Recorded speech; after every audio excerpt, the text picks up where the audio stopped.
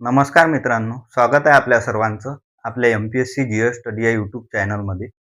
या लेक्चरमध्ये आपण इकॉनॉमिक्स बघणार आहोत आणि इकॉनॉमिक्समधील राष्ट्रीय उत्पन्न हा भाग बघणार आहोत. तर चला बघूया. राष्ट्रीय उत्पन्न. उत्पन्न हे दोन प्रकारचे असते. ते म्हणजे एक असते घटक उत्पन्न आणि दुसरे असते गैर घटक उत्पन्न. गैर घटक उत्पन्न, घटक उत्पन्न आणि गैर घटक उत्पन्न. घटक उत्पन्नामध्ये जे उत्पन्न येण्यासाठी भूमी, श्रम, भांडवल आणि उद्योजकता या उत्पादन घटकांची आवश्यकता असते, ते उत्पन्न म्हणजे घटक उत्पन्न.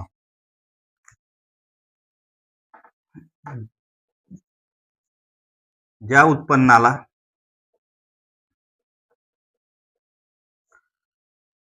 भूमी प्लस श्रम प्लस भांडवल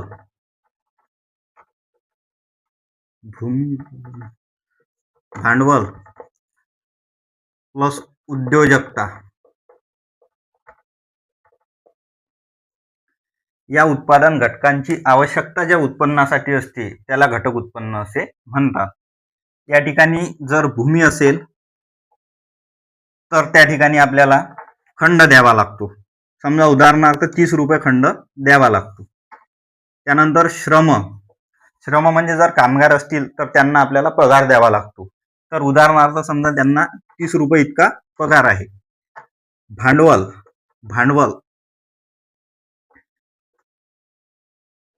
भांडवल ज्यांनी त्याच्यामध्ये भांडवल गुंतवलेले असतील त्यांना व्याजाने परतावा द्यावा लागतो. उदाहरणार्थ त्यांचे व्याज सुद्धा 30 रुपये असेल. आणि उद्योजकता, तर उद्योजकांना त्यातील नफा मिळत असतो. समजा उदाहरणार्थ नफा सुद्धा 30 रुपये आहे. या ठिकाणी भूमी प्लस श्रम प्लस भांडवल प्लस उद्योजकता या मिळून जे उत्पन्न मिळते त्याला घटक उत्पन्न असे म्हणतात.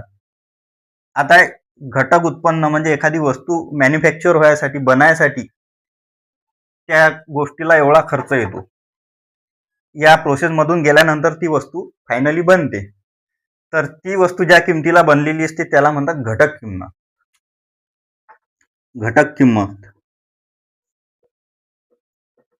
घटक किंमत या ठिकाणी घटक किंमत म्हणजे भूमी प्लस श्रम प्लस भांडवल प्लस उद्योजकता हे सर्व मिळून घटक किंमत किती झाली?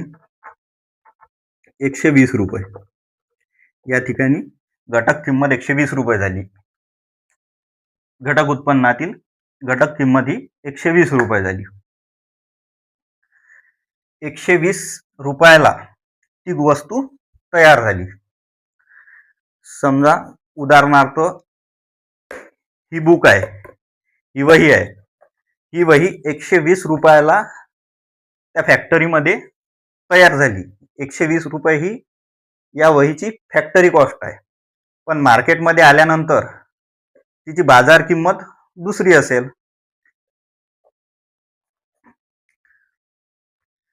तर ज्या उत्पादन संस्थेमार्फत वस्तू तयार केली जाते, घटक किंमत म्हणजेच आलेली घटक किंमत म्हणजेच तो त्या उत्पादन संस्थेचा घटक खर्च म्हटला जातो. आणि उत्पादन संस्थेने प्रत्येक घटकाला दिलेला घटकाच्या हे जे मालक आहेत या घटकाचे यांना दिलेला परतावा म्हणजे त्या घटक मालकांचे ते घटक उत्पन्न आहे. या घटकातील प्रत्येक मालकाचे ते घटक उत्पन्न आहे असे म्हणता येईल. या ठिकाणी घटक किंमत म्हणजे 120 रुपये आली, ही घटक किंमत झाली. पण बाजार किंमत, तिची बाजार किंमत वेगळी असते, कारण की हे घटक किंमत झाली. याच्यानंतर हे फॅक्टरी कॉस्ट आहे. याच्यानंतर त्याच्यावर काही अप्रत्यक्ष कर लागतात, काही गोष्टीवर अनुदाने भेटतात. त्याच्यानंतर त्याची जे बाजार किंमत आहे, मार्केट प्राइस, ती वेगळी राहते. तर आपण बघू या ठिकाणी घटक किंमत 120 आली. घटक किंमत बरोबर 120 रुपये. घटक किमतीवरून जर आपल्याला बाजार किंमत काढायची असेल, बाजार किंमत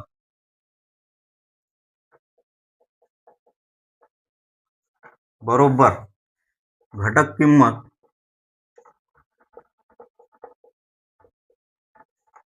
प्लस अप्रत्यक्ष कर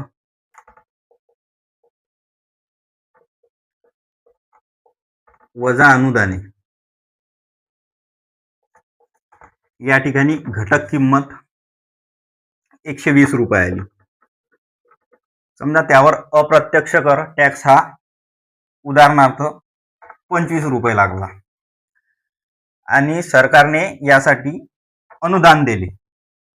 ते आवश्यक वस्तू आहे, जीवनावश्यक वस्तू आहे, त्याच्यामुळे समजा सरकारने हे वही आहे, याच्यावर सरकारच्याकडून जर 5 रुपये अनुदान असेल, आवश्यक गोष्ट आहे म्हणून, तर त्याची किंमत अशी राहील, एक घटक किंमत 120 रुपये, अप्रत्यक्ष कर 25 रुपये आणि सरकारने दिलेले अनुदान त्यातून मायनस करून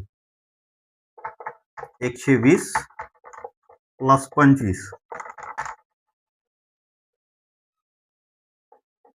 145 वजा 5 म्हणजे मार्केट प्राइस ती जी राहील बाजार किंमत 140 रुपये. अशा पद्धतीने आपण घटक उत्पन्न बघितलं. घटक उत्पन्न म्हणजे असे उत्पन्न ज्या उत्पन्नासाठी भूमी, भांडवल, श्रम प्लस उद्योजकता या उत्पादन गोष्टींची गरज असते, त्याला घटक उत्पन्न असे म्हणतात.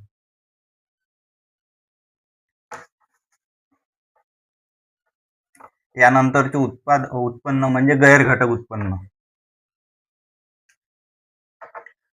गैर घटक उत्पन्न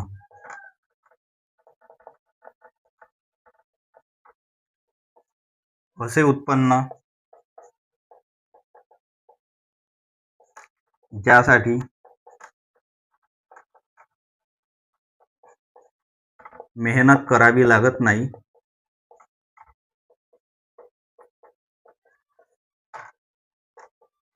सहज मिळते.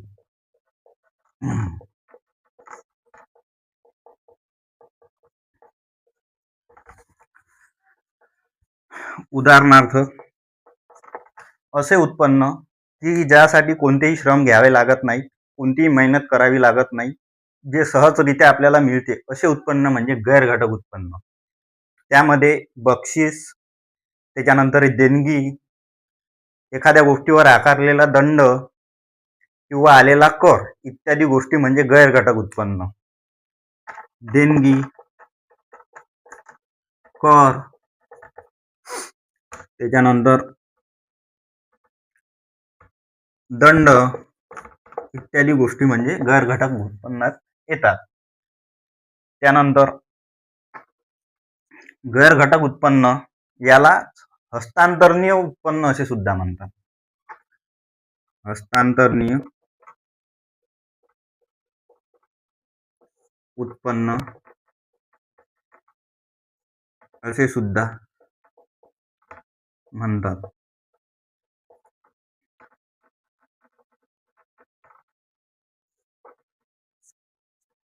हस्तांतरणीय उत्पन्न असे सुद्धा म्हणतात. आणि या उत्पन्नाचा हे उत्पन्न राष्ट्रीय उत्पन्नामध्ये काउंट केले जात नाही. या उत्पन्नाची गणना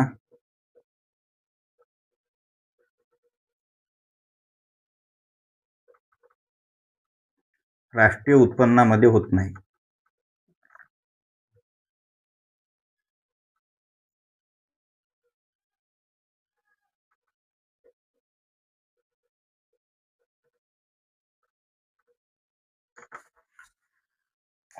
हे उत्पन्न म्हणजे असे उत्पन्न, गैर घटक उत्पन्न म्हणजे असे उत्पन्न ज्यासाठी मेहनत करावी लागत नाही, कोणत्याच प्रकारचे श्रम घ्यावे लागत नाहीत, जे सहज मिळते. उदाहरणार्थ देणगी, कर, दंड. या उत्पन्नाला हस्तांतरणीय उत्पन्न असे सुद्धा म्हणतात. या उत्पन्नाची गणना ही राष्ट्रीय उत्पन्नामध्ये होत नाही. त्यानंतरच्या काही महत्त्वाच्या कन्सेप्ट बघायच्या आहेत आपल्याला.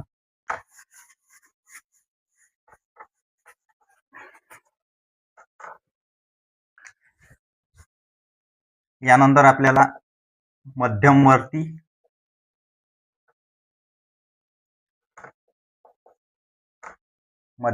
वस्तू,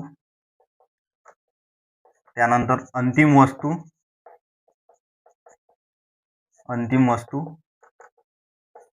आणि मूल्यवर्धित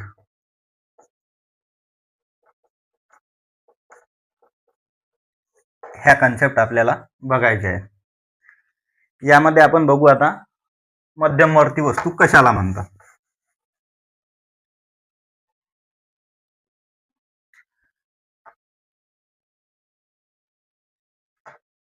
मध्यमवर्ती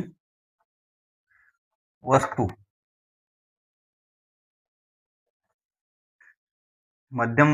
म्हणजे एखादी वस्तू जिचा उद्देश खरेदी करण्याचा उद्देश जर असा असेल की तिची खरेदी करून पुनर्विक्री करणे असा असाय, म्हणजे एखादी वस्तू खरेदी करून तिचा उद्देशच पुनर्विक्री करण्याचा असेल तर तिला मध्यमवर्ती वस्तू असे म्हणतात. एखादी वस्तू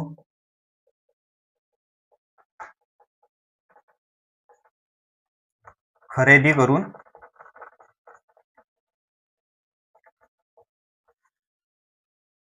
पुनर्विक्री करणे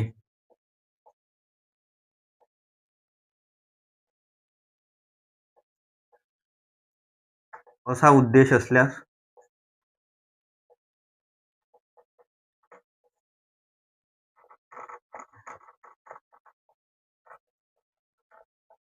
त्यास मध्यमवर्ती वस्तू असे म्हणतात.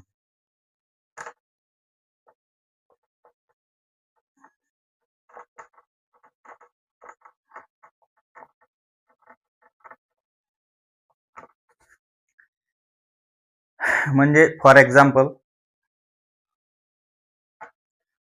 जर एखाद्या उत्पादन संस्थेने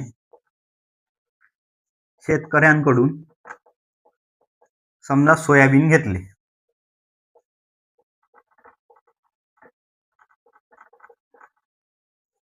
आणि ते घेऊन त्याच्यावर काही प्रक्रिया करून त्यापासून तेल तयार केले.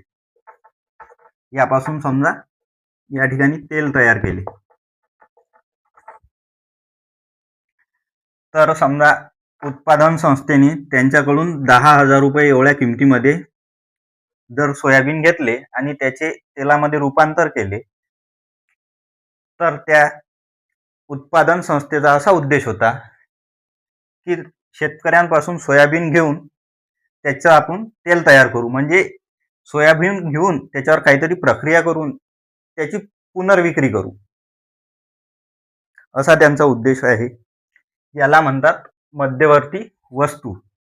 एखादी वस्तू खरेदी करून तिचा उद्देशच खरेदी करण्याचा मुळात असा असेल की ती वस्तू खरेदी करून पुनर्विक्री करणे म्हणजेच मध्यमवर्ती वस्तू आहे. समजा सोयाबीन पासून तेल बनवणे, सोयाबीन घेण्याचा उद्देश हाच होता की यापासून काहीतरी प्रक्रिया करून यावर त्यापासून दुसरं काहीतरी निर्माण करून त्याची पुन्हा विक्री करणे. समजा यावर सर्व प्रक्रिया करून याची अंतिम किंमत 25,000 रुपये आली, तर त्यावरून समजा मूल्यवर्धित कसं काढायचं ते नंतर आपण याच्या समोर बघू. मूल्यवर्धित एक संकल्पना आहे की एखाद्या वस्तूची पुनर्मोजणी टाळण्यासाठी ती वापरली जाते, ते समोर बघू आपण.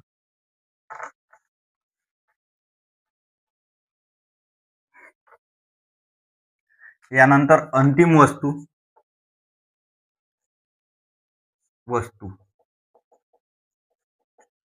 अंतिम वस्तू म्हणजे अशी वस्तू ज्या वस्तूचा उपयोग हा उपभोग घेण्यासाठी होतो किंवा गुंतवणूक म्हणून होतो, तिला अंतिम वस्तू म्हणतात. ज्या वस्तूचा उपयोग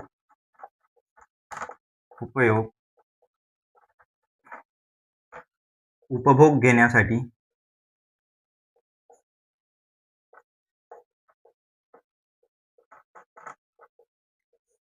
किंवा गुंतवणूक म्हणून होतो.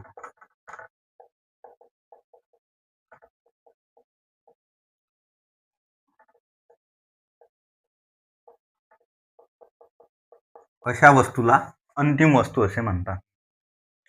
म्हणजे या ठिकाणी सोयाबीन पासून तेल निर्माण झाले. तेल या गोष्टीचा उपयोग आपण उपभोग घेण्यासाठी करू शकतो. म्हणजे ती अंतिम वस्तू उपभोग वस्तू म्हणता येईल. समजा तेल तयार करण्यासाठी या उत्पादन संस्थेला पूर्ण एकूण 25,000 रुपये या ठिकाणी खर्च आला. 25,000 रुपये समजा खर्च आला तेल तयार करण्यासाठी या उत्पादन संस्थेला. तर अंतिम वस्तूच्या किमतीला प्रधान मूल्य असे म्हणतात. अंतिम वस्तूच्या किमतीला प्रधान मूल्य असे म्हणतात. हे अंतिम वस्तू आहे. अंतिम वस्तू बरोबर अंतिम वस्तू किमतीला प्रधान मूल्य असे म्हणतात.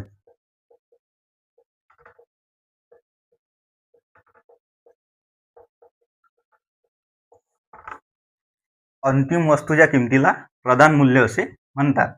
या ठिकाणी प्रधान मूल्य अंतिम वस्तूचे हे 25,000 रुपये आले. आता याच्यानंतरचा पार्ट म्हणजे मगा बघितले आपण ते मध्यमवर्ती वस्तू. मूल्यवर्धित मध्यमवर्ती वस्तू ही मध्यमवर्ती वस्तूचा उपयोग काय होतो, म्हणजे नेमकी कन्सेप्ट काय आहे ही ते बघू आपण. मध्यमवर्ती वस्तू म्हणजे ज्या वस्तूची पुनर्मोजणी होऊ नये यासाठी ती संकल्पना वापरली जाते. म्हणजे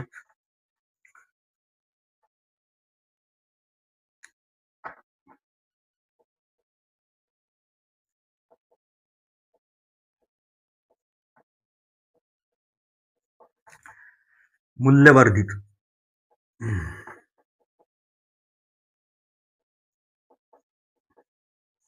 वस्तूची पूर्ण मोजणी होऊ नये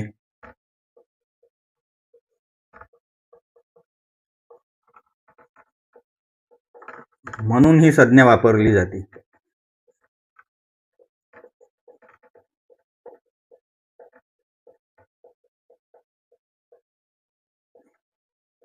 पुन्हा एकच वस्तू पुन्हा मोजली जाऊ नये म्हणून ही संज्ञा वापरली जाते. म्हणजे पहा उदाहरणार्थ या ठिकाणी अंतिम वस्तूची किंमत किती झाली होती आपली 25,000 रुपये. म्हणजे ते बनवण्यासाठी पूर्ण खर्च आला होता 25,000 रुपये. पण त्यामध्ये मध्यमवर्ती खर्च म्हणजे जे सोयाबीन आपण खरेदी केलं होतं, म्हणजेच उत्पादन संस्थेनं जे सोयाबीन खरेदी केलं होतं, तर त्याची गणना ही या ठिकाणी 2 वेळा झालेली आहे. सोयाबीनची खरेदी प्लस त्यापासून जे तेल निर्माण झालं त्यामध्ये सुद्धा याची गणना झाली. एकाच गोष्टीची गणना या ठिकाणी 2 वेळ झाली. म्हणून अशा परिस्थितीमध्ये वस्तूची पुनर्मोजणी होऊ नये म्हणून ही संकल्पना वापरल्या जाते. मूल्यवर्धित इज इक्वल टू मूल्यवर्धित म्हणजेच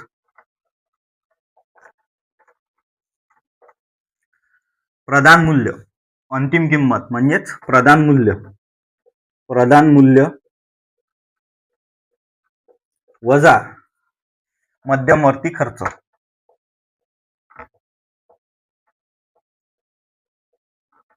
कारण की मध्यमवर्ती खर्च यासाठी की तो इथं पुन्हा त्याची मोजणी होत होती. अंतिम वस्तूमध्ये त्याची मोजणी पुन्हा होती. तर ते होऊ नये म्हणून मूल्यवर्धित ही संकल्पना म्हणजेच वस्तूची मोजणी होऊ नये म्हणून वापरलेली संज्ञा होय. मूल्यवर्धित म्हणजेच प्रधान मूल्य वजा मध्यमवर्ती खर्च. या ठिकाणी प्रधान मूल्य आलं होतं आपलं 25,000. एकूण खर्च समजा 25,000 आला होता. आणि त्या ठिकाणी मध्यमवर्ती खर्च म्हणजे आपण जे उत्पादन संस्थेने खरेदी केली होती सोयाबीनची ते होती 10,000 रुपये. या ठिकाणी प्रधान मूल्य आले होते 25,000 रुपये. आणि पुन्हा मोजणी झाली त्या वस्तूची म्हणून आपल्याला त्यामधून मध्यमवर्ती खर्च मायनस करावा लागेल. आपला मध्यमवर्ती खर्च होता एकूण 10,000 रुपये. अशा प्रकारे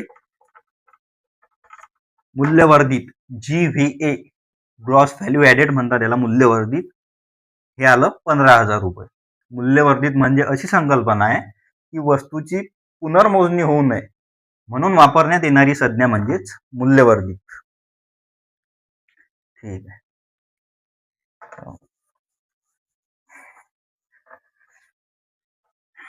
या पुढील भाग म्हणजे आपण बघू निवासी कोणाला म्हणता येईल. निवासी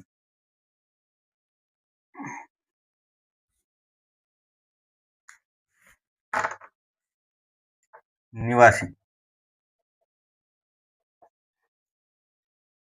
निवासी नागरिक आणि निवासी ह्या दोन संज्ञा वेगवेगळ्या आहेत. नागरिक आणि निवासी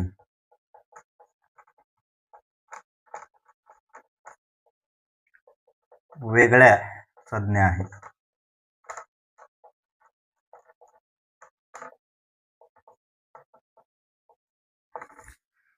निवासी म्हणजे असे म्हणता येईल की जे व्यक्ती किंवा जी संस्था देशामध्ये आर्थिक क्रियेमध्ये भाग घेत असेल तर तिला निवासी असे म्हणता येईल. जरी तो व्यक्ती देशाचा नागरिक नसला तरी जर तो आपल्या आर्थिक क्रियेमध्ये सहभाग घेत असेल तर त्या व्यक्तीला देशाचा निवासी म्हटले जाईल. यामध्ये बाहेरील काही संस्था असतील त्या सुद्धा येतात. जर त्या आर्थिक क्रियेमध्ये भाग घेत असतील तर इतर देशाची दूतावासे हे निवासी या व्याख्या देत नाहीत, कारण ते आर्थिक क्रियेत भाग घेत नाहीत. आणि त्याचप्रमाणे जे सीमा भागात लोक राहतात आणि कामानिमित्त बाहेरील देशात जातात, उदाहरणार्थ जर कोणी उद्योगाच्या कामासाठी किंवा कशासाठी जर भारतातून समजा नेपाळ बॉर्डर क्रॉस करून नेपाळमध्ये जात असेल पण संध्याकाळी परत जर भारतात येत असेल तर ती व्यक्ती सुद्धा भारताचीच निवासी अशी समजल्या जाते. जरी ते आर्थिक क्रियेत तिकडला भाग घेत असतील पण जर ते वापस येत असतील इकडे संध्याकाळी जर घरी वापस येत असतील तर त्यांना सुद्धा भारताचे निवासी समजले जाते.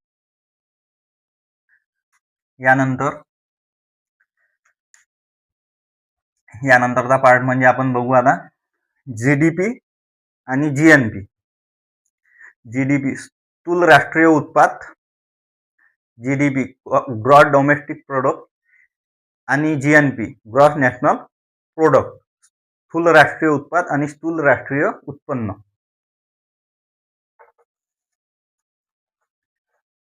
असे उत्पन्न जीडीपी म्हणजे असे उत्पन्न जीडीपी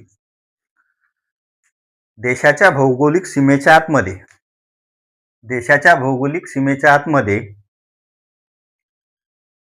परकीय व भारतीय म्हणजेच निवासी आणि आपले नागरिक परकीय आणि भारतीय सर्वच निवासी भारताचे निवासी सर्वच आणि परकीय आणि भारतीय दोन्ही मिळून जे आर्थिक क्रियेमध्ये भाग घेत असतील एका वर्षातील आर्थिक क्रियेमधील भाग घेऊन ज्या वस्तू निर्माण होत असतील वस्तू आणि सेवा त्यांच्या एकूण बेरजेला त्या देशाचा जीडीपी असे म्हणतात.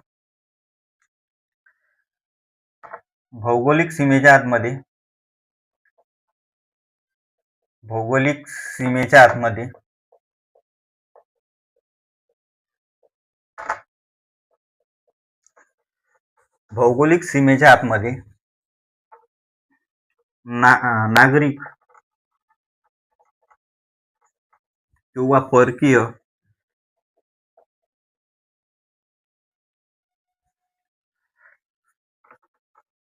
हे आर्थिक क्रियेत भाग घेत असतील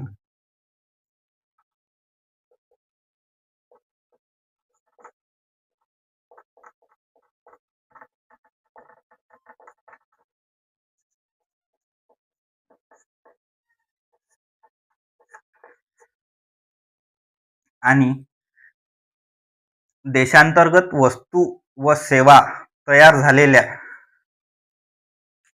भागाला जीडीपी असे म्हणतात. म्हणजेच त्या वर्षात जेवढ्या वस्तू आणि सेवा ह्या तयार होतील त्याला जीडीपी असे म्हणतात. तयार होणाऱ्या वस्तू वर्षभरात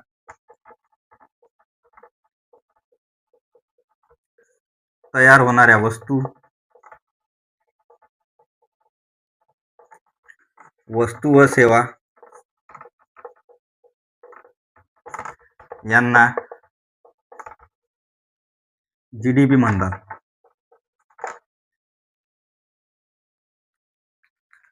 भौगोलिक सीमेच्या आतमध्ये एका वर्षभरात तयार होणाऱ्या सर्व वस्तू व सीमा यांना जीडीपी असे म्हणतात. म्हणजे सोप्या भाषेत म्हणायचं झालं तर एका वर्षभरात भौगोलिक सीमेच्या आतमध्ये तयार होणाऱ्या सर्व वस्तू व सेवा यांच्या बेरजेला जीडीपी असे म्हणतात. यामध्ये परकीय सुद्धा आहेत आणि भारतीय सुद्धा आहेत. दोघांचे पण उत्पन्न यामध्ये काउंट केले जाते. जीडीपी देशाची अंतर्गत शक्ती दर्शवितो.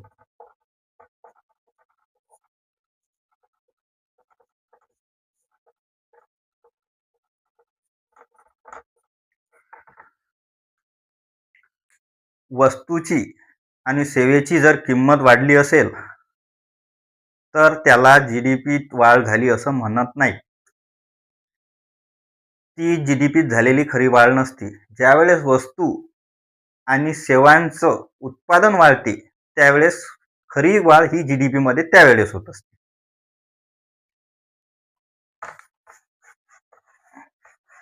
वस्तू किंवा सेवेची किंमत वाढल्यास वस्तू किंवा सेवा यांची किंमत वाढल्यास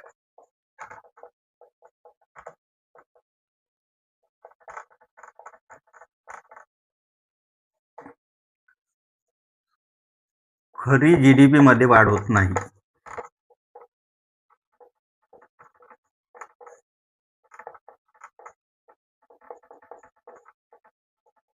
तर ज्यावेळेस वस्तू आणि सेवांचे उत्पादन वाढते त्यावेळेस खरी वाढ ही जीडीपी मध्ये होते. ज्यावेळेस वस्तू व सेवा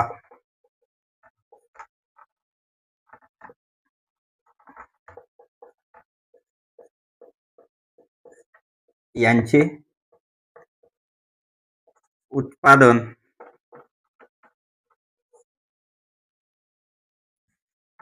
वाढते त्यावेळेस जीडीपी मध्ये वाढ होते.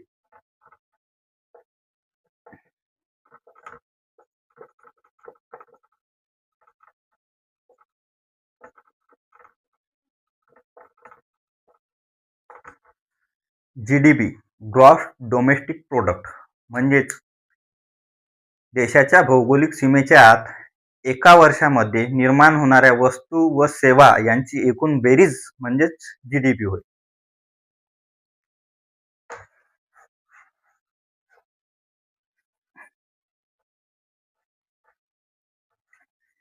जीडीपी मध्ये भारतीय तसेच परकीय दोघांचे सुद्धा उत्पन्न काउंट केले जाते. या ठिकाणी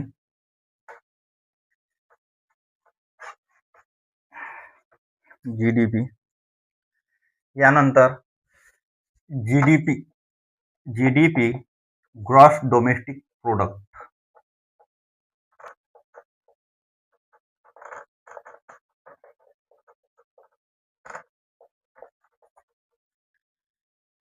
घसारा वजा जीडीपी. जीडीपी मधून घसारा वजा केल्यास आपल्याला एनडीपी मिळतो. NDP that is national domestic product.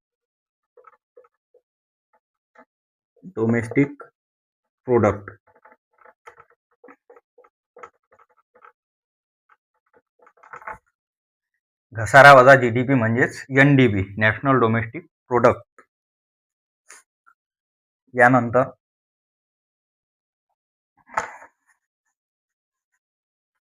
GNP बघू आपण.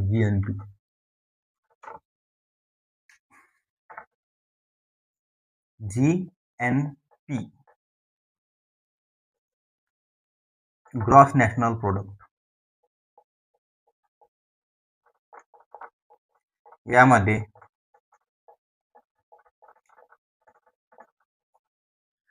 फक्त नागरिकांचेच उत्पन्न काउंट केले जाते.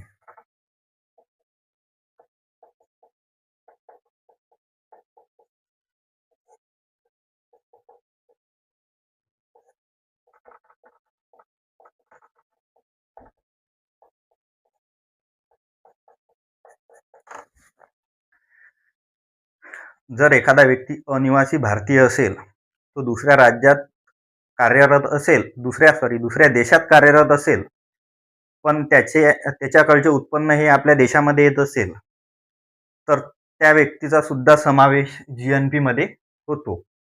यामध्ये फक्त नागरिकाचेच उत्पन्न काउंट केले जाते. म्हणजे फक्त देशात येणारा पैसा ज्यामध्ये काउंट केला जातो. सोप्या भाषेत म्हणायचे झाले तर फक्त येणारे उत्पन्न यात काउंट केले जाते. जाणारा पैसा यात पकडला जात नसतो. फक्त नागरिकांचेच उत्पन्न काउंट केले जाते. GNP यामध्ये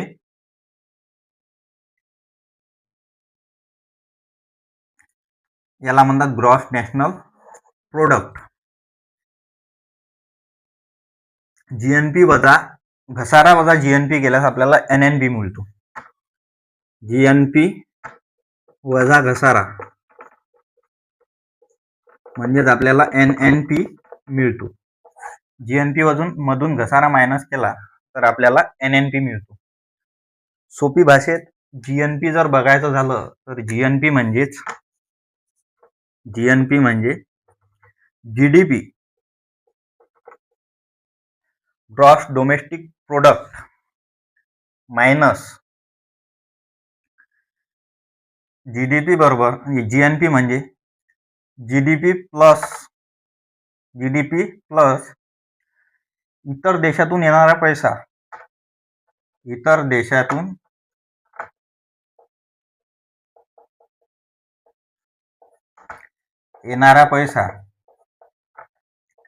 प्लस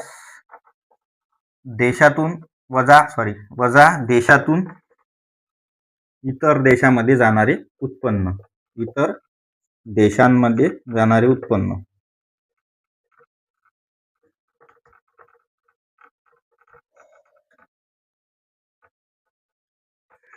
GNP म्हणजेच GDP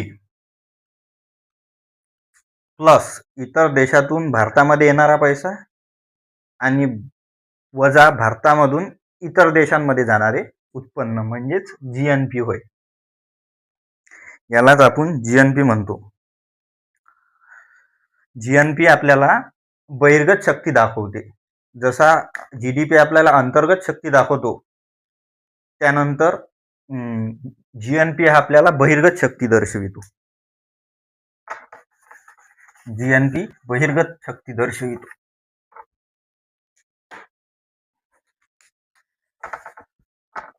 GNP बहिर्गत शक्ती दर्शवितो.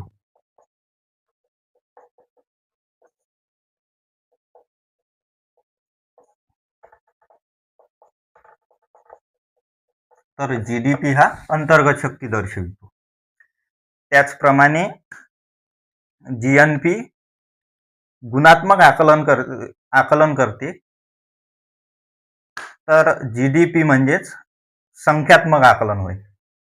GNP म्हणजेच गुणात्मक आकलन करते, तर GDP म्हणजेच संख्यात्मक आकलन होय.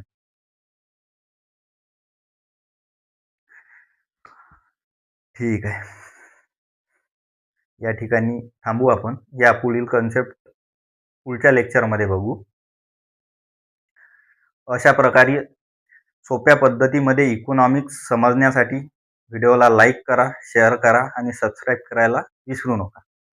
त्याचप्रमाणे आपल्या चॅनलवर आजपासून दररोज संध्याकाळी 8 वाजता लेक्चर पडेल आणि शेड्यूल असा असेल की अल्टरनेट डेला लेक्चर असेल. म्हणजे एक दिवस करंटचं लेक्चर होईल, तर एक दिवस GSचा एक विषय होईल.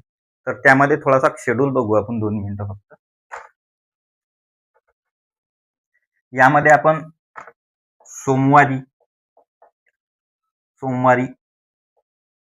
इकॉनॉमिक्सचं लेक्चर असेल. त्यानंतर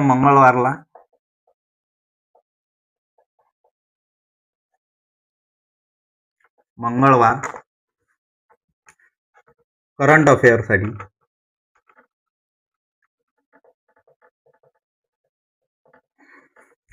आणि त्याचप्रमाणे बुधवार इकॉनॉमिक्स,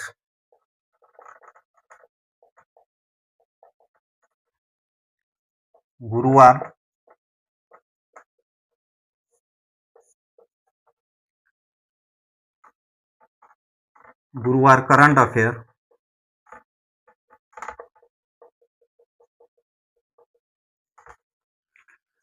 त्याच्यानंतर शुक्रवार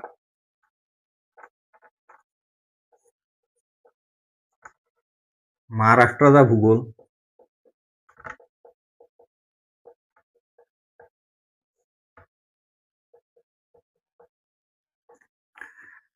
आणि शनिवार करंट अफेअर,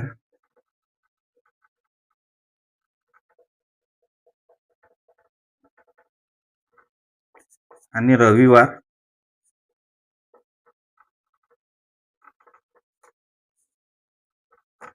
महाराष्ट्राचा इतिहास.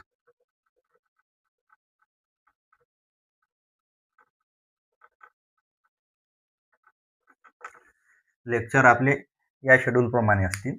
सोमवारी इकॉनॉमिक्स, मंगळवारी करंट अफेअर्स, सोमवारी पॉलिटी असेल, सोमवारी